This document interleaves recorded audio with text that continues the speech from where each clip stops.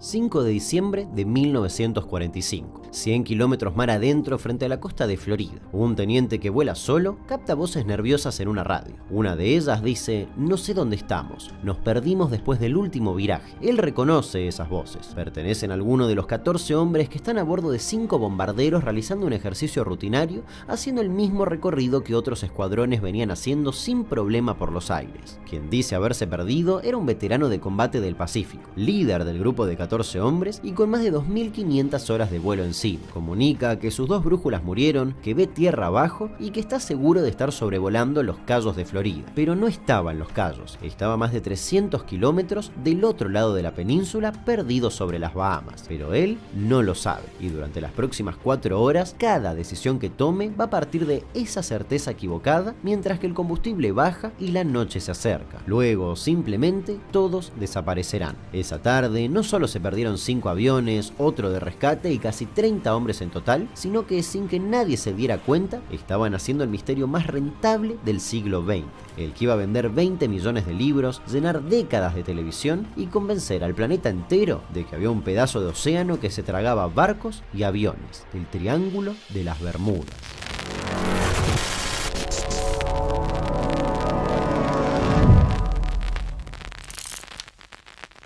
Si tenés entre 20 y 100 años, seguramente recuerdes horas y horas de documentales que buscaban encontrarle una explicación a este misterio. Campos magnéticos, bases extraterrestres submarinas, la Atlántida, lo que sea. El Triángulo de las Bermudas era un clásico junto a las pirámides y el chupacabra. Pero antes de intentar encontrarle una respuesta, empecemos por lo básico. ¿Qué es exactamente el Triángulo de las Bermudas? La versión clásica dibuja un triángulo entre Miami, las Islas Bermudas y San Juan de Puerto Rico, un área enorme de más de 1 millón de kilómetros cuadrados. Sin embargo, la verdad es que el triángulo no tiene límites porque no existe ninguna definición oficial. Cada autor que escribió sobre este tema lo dibujó como mejor le convenía, y según el mapa que usemos de referencia, el área va de 1,3 a 3,9 millones de kilómetros cuadrados. De hecho, hubo escritores que estiraron esos límites hasta las costas de Irlanda para que les entraran más naufragios en el relato, pero lo cierto es que el organismo de Estados Unidos que se encarga de los nombres geográficos, el Board of Geographic Names, directamente no reconoce el Triángulo de las Bermudas como el nombre de ningún lugar. Para el mapa oficial del propio gobierno estadounidense, el triángulo no existe, pero lo que sí existe es el océano, y conviene entender ese océano porque es un factor clave en esta historia. Por esa zona que venimos mencionando pasan la mayoría de las tormentas tropicales y huracanes del Atlántico. También corre la corriente del Golfo, una cinta de agua que se mueve a 4 o 5 nudos, lo que la convierte en una de las corrientes más rápidas del planeta. Si un barco se hunde y quedan restos flotando, en cuestión de horas esa corriente los arrastra decenas de kilómetros del lugar del accidente. Además, en el borde sur de la zona está la fosa de Puerto Rico, el punto más profundo de todo el océano Atlántico, más de 8.000 metros de profundidad. Lo que se hunde ahí no se recupera, ni en 1945 ni hoy. Y hablo de hace muchos años atrás porque casi todos los casos famosos del Triángulo ocurrieron entre 1918 y 1963, en un mundo sin radar de cobertura oceánica, sin cajas negras, sin satélites y sin GPS. Aviones que navegaban con brújula, reloj, cálculos mentales y radios de onda corta que fallaban con la estática. Esos casos son los que le dieron origen al mito. De hecho, cuando ocurrieron, el Triángulo de las Bermudas no existía. Nadie hablaba de una zona maldita. Los marinos no le tenían miedo y los diarios cubrían cada accidente por separado como lo que realmente eran, un accidente. El patrón se dibujó después. Imagínense que si buscamos cuál fue el primer caso que se le atribuye al Triángulo de las Bermudas, nos tenemos que remontar a octubre de 1492. Para esa época, Cristóbal Colón ya llevaba más de un mes navegando hacia lo desconocido con una tripulación que estaba al borde de un motín. Muchos aseguran que fue ahí, en pleno Triángulo de las Bermudas, donde pasaron 2 cosas inexplicables. Las brújulas enloquecieron y una luz extraña danzó sobre el mar. Y esto lo sabemos porque, si bien el diario original de Colón se perdió, existe un resumen que hizo Bartolomé de las Casas, y ahí está todo. Lo de las brújulas efectivamente ocurrió entre el 13 y el 17 de septiembre. Los pilotos notaron que las agujas noroesteaban, o sea que no apuntaban exactamente a la estrella polar. Y respecto a la luz que danzaba avanzaba sobre el mar había sido descrita como una luz como una candelilla de cera que se alzaba y levantaba. Uno de los siguientes casos que se le atribuyen es el de Joshua Slocum, el primer ser humano en dar la vuelta al mundo navegando solo. Él hizo eso entre 1895 y 1898, convirtiéndose en una leyenda absoluta del mar. Tiempo después, en noviembre de 1909, zarpó de Martha's Vineyard rumbo al Caribe Sur y nunca más se supo de él. Pero si seguimos hurgando y revolviendo, el caso que encabeza todas las listas data de 1918, en plena Primera Guerra Mundial. El Cyclops, un carbonero gigante de la Navy de unos 165 metros de largo, zarpó en marzo de ese año de Barbados rumbo a Baltimore con 306 personas a bordo y nunca llegó. Sin SOS, sin restos, sin nada. 3 años después, en 1921, se dio un caso que empezó a sumar una nueva capa al misterio, una capa más fantasmagórica, ya que en enero de ese año, la goleta Carol A. Deering encalló con comida preparada en la cocina y ni un alma a bordo. Estos casos, en sus respectivas épocas, fueron tragedias de mar perfectamente normales para el momento. Ninguna generó pánico ni fundó leyenda. Para que todas pasen a formar parte de un mito, hacía falta un caso distinto, uno que involucre militares, transmisiones de radio y que plante un gran enigma. Y ahora sí, volvemos al 5 de diciembre de 1945. La guerra había terminado hacía 3 meses y en la base aeronaval de Fort Lauderdale el ejercicio del día era uno de rutina. Volar 56 millas al este hasta unos bancos de arena, practicar bombardeos, seguir un tramo más, doblar al noroeste sobrevolando Gran Bahama y volver, irónicamente formando un triángulo. El instructor asignado era Charles Taylor. Ese día, Taylor llegó 25 minutos tarde y pidió sin dar razones que lo revelen del vuelo, pero como no había un instructor de reemplazo, su pedido fue denegado. Taylor había sido transferido a Lauderdale hace apenas 2 semanas desde la base de Miami. Llevaba más de un año volando sobre los Cayos de Florida y probablemente era la primera vez que hacía la ruta de las Bahamas. De los 15 hombres asignados ese día, un cabo pidió ser excusado porque ya había cumplido sus horas y se bajó del vuelo. Él, el que bajó, sobrevivió. Quedaron así 14 hombres, Taylor y 13 estudiantes avanzados. Cabe destacar que a pesar de ser estudiantes no eran novatos. Había capitanes de marines veteranos de combate entre ellos y también artilleros de 17, 18 o 19 años. Todos a las 14:10 despegaron. Luego practicaron los bombardeos sin que pasara absolutamente nada raro. El problema empezó en el segundo tramo, con el viraje. A las 15:40, el teniente Cox, quien volaba solo, captó la transmisión. No sé dónde estamos. I don't know where we are. We must have got lost after that last turn. Both my compasses are out. I'm trying to find Fort Lauderdale, Florida. I'm over land, but it's broken. I'm sure I'm in the Keys, but I don't know how far down.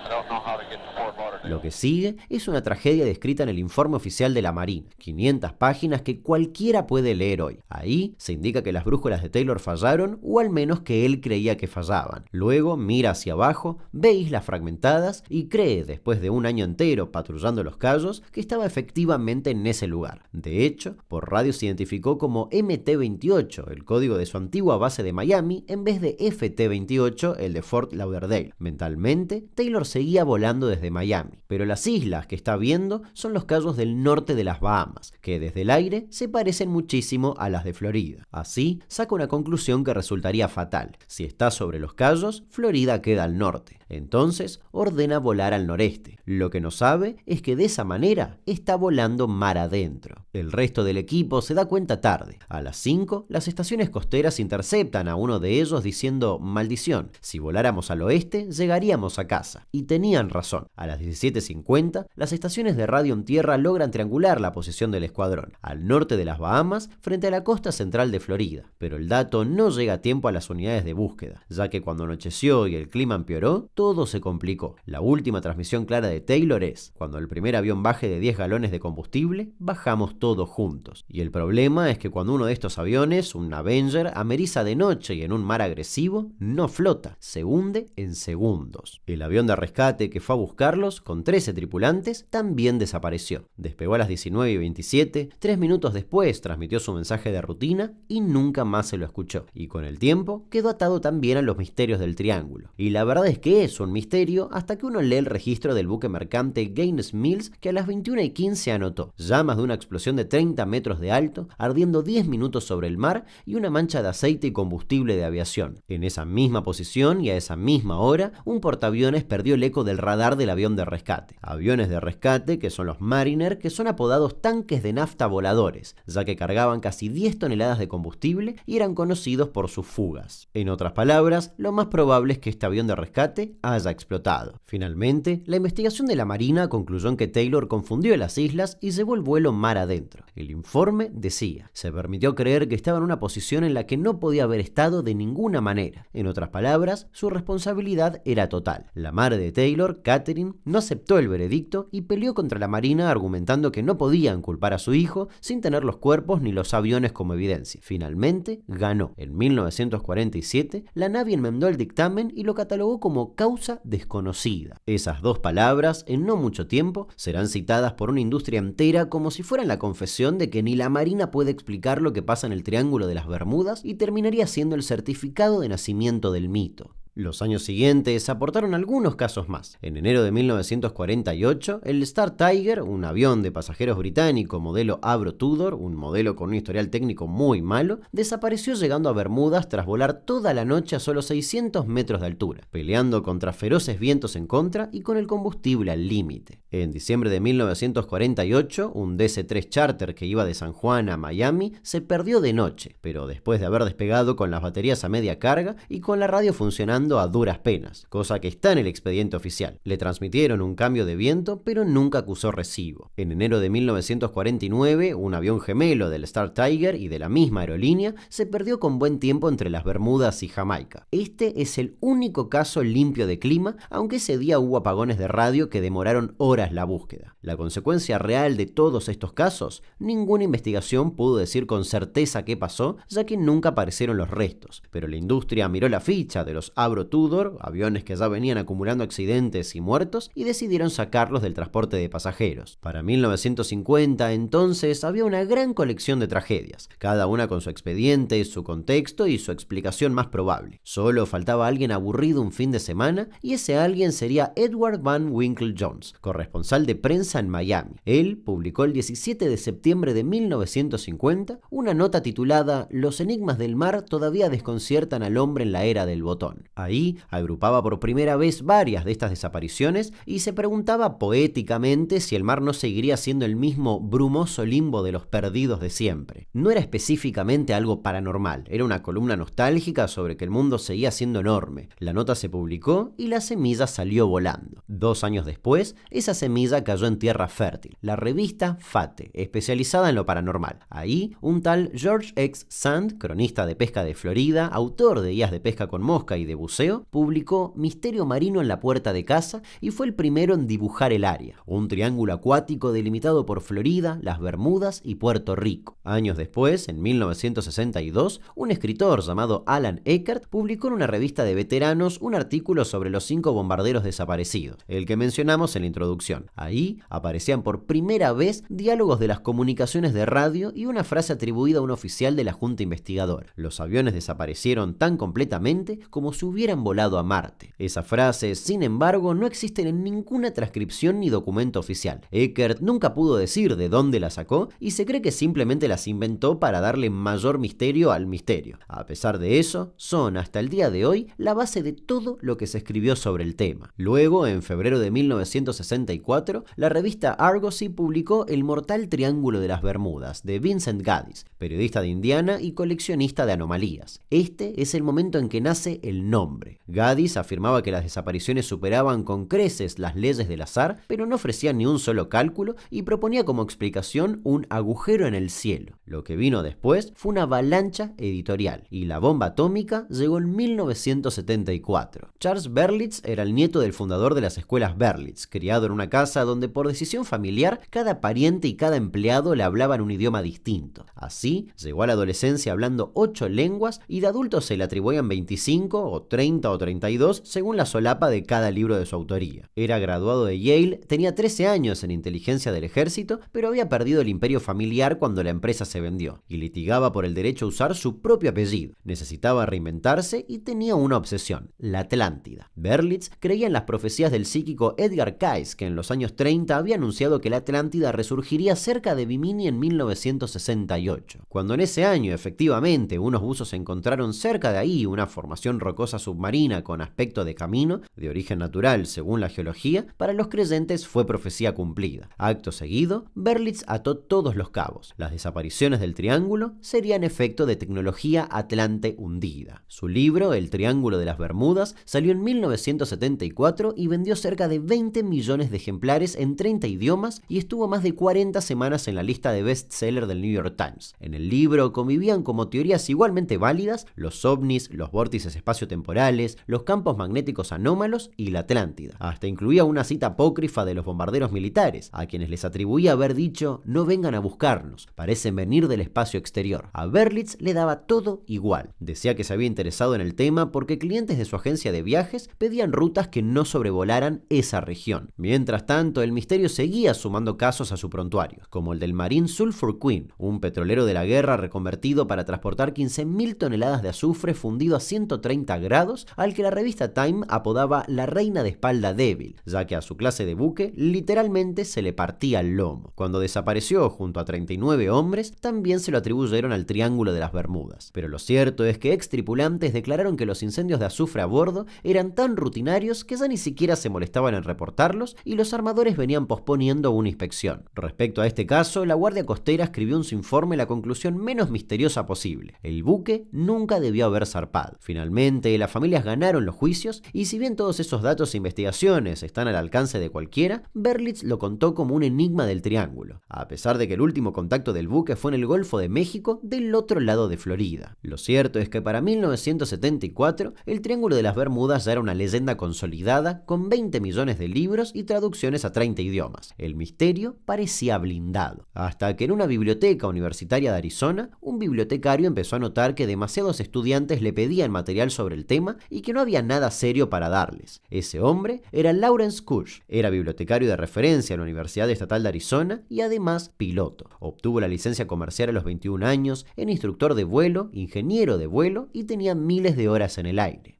En los 70, los estudiantes bombardeaban su mostrador pidiendo material sobre el Triángulo para sus monografías, y Kusch descubrió que lo único que había al respecto eran solo libros de misterio que se copiaban unos a otros, así que decidió escribir uno él. Realmente esperaba que los misterios fueran ciertos, ya que sería el primer libro serio sobre el tema y sabía que podía ser un gran éxito. Por lo tanto, hizo algo que ningún autor del Triángulo había hecho jamás. En vez de copiar a los escritores anteriores, fue a buscar la fuente más antigua de cada caso. Los microfilms del New York Times y del Times de Londres, los diarios locales de la semana de cada desaparición, los registros meteorológicos de los días exactos, y enviaba cartas a las compañías de seguros, a la Marina y a la Guardia Costera pidiendo los informes originales. Así, leyó cientos y cientos de páginas de expedientes, entrevistó a personas, se hizo amigo de familiares de algunas víctimas y hasta repitió él mismo la ruta de algunos vuelos perdidos. Y lo que encontró fue el derrumbe de todo el mito. Desapariciones que en la teoría ocurrieron en un mar calmo, pero que en realidad habían ocurrido durante temporales documentados en los diarios de la época que los autores del misterio simplemente decidían omitir. Casos contados como del Triángulo de las Bermudas, pero que en realidad habían ocurrido a miles de kilómetros, y otros que directamente no eran misterios, como aviones reportados como desaparecidos que en realidad se habían estrellado delante de cientos de testigos, o barcos tragados por el Triángulo que simplemente habían llegado tarde al puerto sin que nadie corrigiera la noticia. Y así fue encontrando la explicación a todos los misterios, incluso a lo que le pasó a Colón con las brújulas.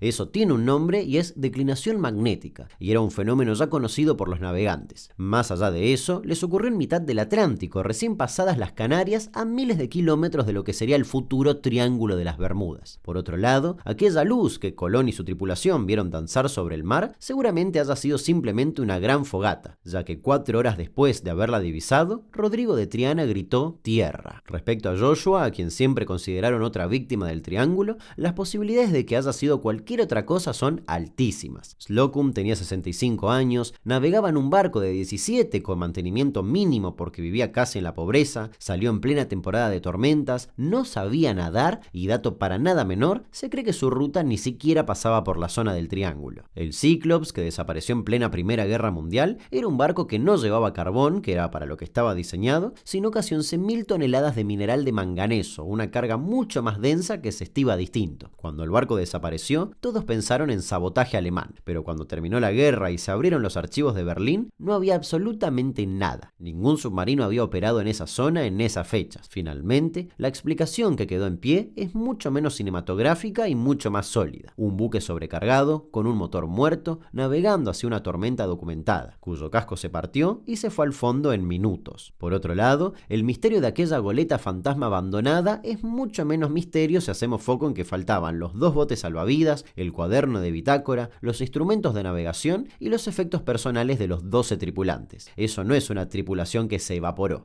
es una tripulación que abandonó el barco ordenadamente y no sobrevivió al intento. El libro de Kush salió en 1975. El misterio del Triángulo de las Bermudas resuelto. La conclusión fue que el triángulo era un misterio fabricado, producto de investigación descuidada, omisiones y sensacionalismo. Años después, lo describiría como uno de los mayores fraudes jamás perpetrados. Luego, desafió a Berlitz a debatir en público, pero este no aceptó jamás. Carl Sagan elogió a Kush, Isaac Asimov escribió que leerlo fue como beber un vaso de agua de manantial después de que solo te ofrecieran barro. El comandante de la Guardia Costera de Estados Unidos le escribió que su posición tenía el respaldo incondicional de la institución, pero todo de eso importó poco. Como dijimos, Berlitz vendió 20 millones de libros, Kush una fracción minúscula. En 1976, la BBC y la televisión pública estadounidense hicieron un documental impecable basado en su trabajo. Dura 52 minutos y fue muy poco visto en comparación a todos los videos sensacionalistas respecto a este tema. De hecho, en 1977, la serie In Search of, conducida por Leonard Nimoy, le dedicó un episodio que fijó el formato para las décadas siguientes. Y eso que la serie abría con un descargo de responsabilidad que era espectacular. Esta serie presenta información basada en parte en teoría y conjetura. Ese mismo año, Spielberg consagró el mito en el cine con Encuentros cercanos del tercer tipo, que abre con los 5 bombarderos del inicio apareciendo intactos en un desierto de México y termina con sus tripulantes sin envejecer bajando de una nave nodriza. Y así hubo muchas más películas, un documental basado en el libro de Berlitz donde se hacía mucho hincapié en los ovnis y hasta un juego de mesa con una nube giratoria con imanes ocultos que tragaba los barquitos de los jugadores. Y en los 2000, cuando llegó el cable a nuestras casas, la fórmula ya estaba perfeccionada. Discovery, History Channel, Internet, todos haciendo documentales con datos de eventos reales, pero mudados del lugar en el mapa, con el contexto borrado y presentados como inexplicables. Frente a todo eso, el veredicto es unánime, y casi aburrido de tan unánime. Nada prueba que el Triángulo de las Bermudas sea una zona específica de mayor riesgo. Las aseguradoras no cobran un peso más por cruzarlo, no figura como zona de peligro en ningún registro oficial, y cuando se listaron las aguas más mortíferas del planeta, ni siquiera apareció. Hay explicaciones que sí sirven y que también son espectaculares. Las olas gigantes son reales. La primera se midió en 1995 y era de 25 metros y medio. En 2018, un oceanógrafo mostró con un modelo a escala cómo un casco largo como el del Cyclops, suspendido entre 2 crestas de olas, se parte y se hunde en minutos sin tiempo de pedir auxilio. Por otro lado, la famosa anomalía magnética es justo lo contrario de lo que cuenta el mito. Por esa zona pasaba la línea donde la brújula apunta al norte verdadero sin ninguna desviación, el lugar más fácil del mundo para navegar. Esa línea se fue corriendo con las décadas y hoy cruza el Golfo de México, y las desapariciones no la siguieron. De hecho, las desapariciones inexplicables se cortan casi en seco a fines de los años 70, no porque el océano haya cambiado, sino porque llegaron el radar de cobertura amplia, los satélites, las radiobalizas y el GPS. El mar sigue tragándose barcos en el mar de China o en el Mediterráneo, pero ya nadie puede escribir que algo se desvaneció sin explicación cuando hay una gran caja negra mostrando las coordenadas. Por otro lado, los protagonistas de toda esta historia tuvieron finales bastante diversos. Vincent Gaddis, que le puso el nombre al monstruo, murió en 1997 sin ver prácticamente nada del dinero que otros hicieron con su criatura. Charles Berlitz vendió millones y millones de libros y murió en 2003 en Tamarack, Florida, dentro del propio triángulo que lo hizo millonario y de causas perfectamente naturales. Lawrence Kush, el bibliotecario que se sentó a escribir el libro que iba a confirmar el misterio, pero que terminó desarmándolo, murió en 2024 84 a los 83 años, contestando cartas de estudiantes hasta el último minuto. Él alcanzó a ver cómo en 2022 History Channel estrenaba otra serie nueva sobre el triángulo y cómo ya no importaba cuántas veces se demuestre que algo es falso, muchos lo seguirán creyendo. Por eso el mito sobrevive hoy. De hecho, cuando en 2014 se perdió el vuelo de Malaysia Airlines, del otro lado del planeta, hubo titulares preguntando si acaso era otro triángulo de las Bermudas, pero en otro lugar. El océano entre Florida, Bermudas y Puerto Rico es un pedazo de mar como cualquier otro. Ahí abajo no hay ningún vórtice ni ninguna ciudad oculta. Hay naufragios reales, con nombres reales, y gente que merecía algo mejor que terminar de utilería en un cuento de fantasmas y de misterios. Y quizás la mejor forma de recordarlos sea la más simple de todas: contar lo que de verdad les pasó. Diario del Colapso, el resumen mensual de acontecimientos globales que estoy realizando, ya está disponible para miembros del canal. En tiempos donde las noticias duran solo un par de horas, decidí mantener un archivo y registro del año entero. Además, ya pueden adquirir las entradas para las próximas presentaciones en vivo de Historias Innecesarias.